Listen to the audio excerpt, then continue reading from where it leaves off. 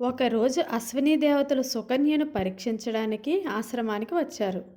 వారు సుకన్యను చూసి, అమ్మా, నీవెవరు అని అడిగారు. అయ్యా, నేను సర్యాతి మహారాజు కుమార్తెను, చ్యవనుడి భార్యను అని చెప్పింది. వారు ఆశ్చర్యపోయి, నీ వంటి అందగత్తెకు చ్యవనుడు లాంటి వృద్ధుడా భర్త?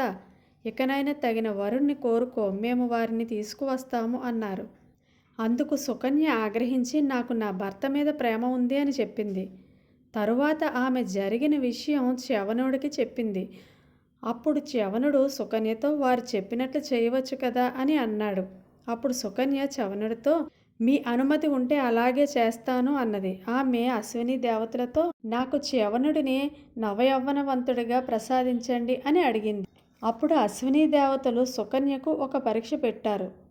చ్యవనుడు ఆ కొలనులోకి ప్రవేశించాడు. కొలను నుండి 3 నవయవ్వనులు బయటకు వచ్చారు. అశ్వినీలు సుకన్యతో, మాలో ఎవరు కావాలో కోరుకో అన్నారు. సుకన్య వారిలో చ్యవనుడిని గుర్తించి ఆయనను వరించింది. అప్పుడు చ్యవనుడు అశ్విని దేవతలకు నమస్కరించి, మీ వలన నేను యవ్వనవంతుడనయ్యాను.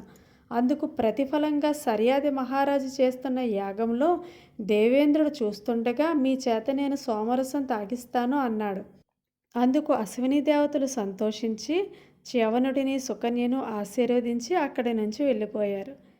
థ్యాంక్ యూ అండి. ఈ వీడియో కనుక మీకు నచ్చినట్లయితే please like, share and subscribe. Thank you.